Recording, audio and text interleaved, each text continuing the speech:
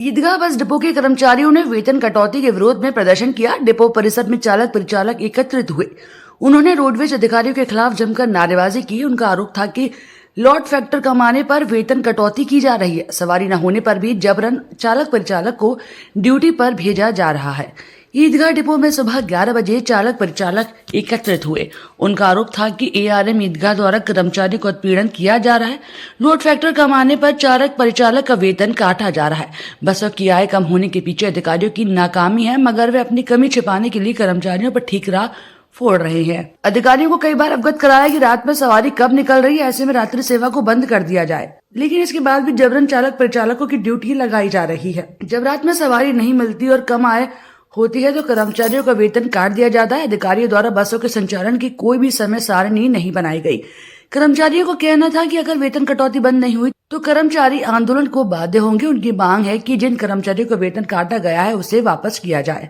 ऐसा नहीं है, ये जो लोड फैक्टर है जिसकी समीक्षा हो रही है, मुख्यालय से पूरे प्रदेश स्तर पर एक ही तरह का प्रोग्राम पड़ा हुआ है और ईटीएम मशीन से जो लोड फैक्टर कैलकुलेट होकर के आता है केवल उसकी समीक्षा है। और प्रबंध निदेशक महोदय द्वारा और मुख्यालय के द्वारा जो निर्देश दिए गए हैं कि किसी भी दशा में 50% से कम लोड फैक्टर पर गाड़ियां संचालित न की जाएं।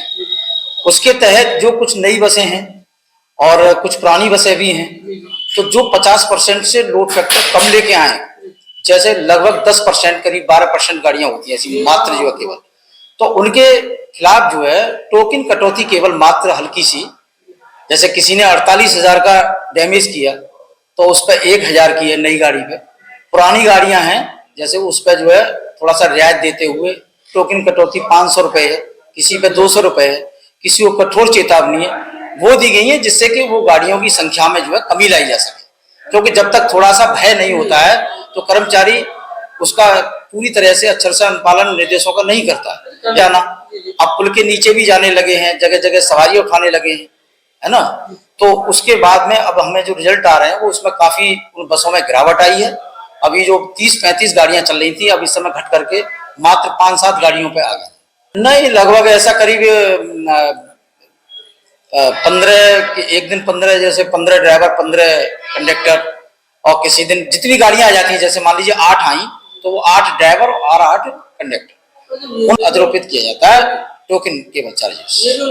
लोड फैक्टर वाली नहीं, 80% नहीं है वो जो ईटीएम में जो फॉर्मूला कैलकुलेटेड है वो पूरे प्रदेश का ग्लोबल है। उसमें ऐसा नहीं है यहाँ पे अलग से कोई हो रहा, ये इनको लग रहा है, ऐसा कुछ नहीं। उसमें टैक्सेस को निकाल करके नेट इनकम जो होती है शुद्ध आय उस पर लोड फैक्टर कैलकुलेट किया जाता है। तो यहाँ पर वो कुछ टैक्स की आय उसमें जोड़ दी जाती थी पहले, अब वो उसमें जुड़ती नहीं है, मशीन में वो एक्चुअल आ रही है। इसलिए जो जिनकी बसों के लोड फैक्टर 50 से नीचे आ जाते हैं उनके केवल सुधार करने के लिए ये टोकन कटौती हल्की सी की गई थी, बाकी और कुछ नहीं। यहाँ कर्मचारियों की समस्या ये है कि यहाँ कर्मचारियों का इतना उत्पीड़न किया जा रहा है, इसकी कोई सीमा नहीं है। लोड फैक्टर के नाम पे अवध वसूली की जा रही है। 1,000 रुपए काट रहे हैं, डीजल पे कटौती, चालक की डीजल पे कटौती, कर्मचारियों की लोड फैक्टर पे कटौती, 49% पे 500 रुपए कटौती कर रहे हैं, 1,000 रुपए कटौती कर रहे हैं। सही तरीके से ये कर्मचारियों को गाड़ियां खराब हो रही है, रोड पर गाड़ियां खराब हो रही है, उसकी भी चालक प्रचालक की कटौती की जा रही है। थैंक यू, धन्यवाद।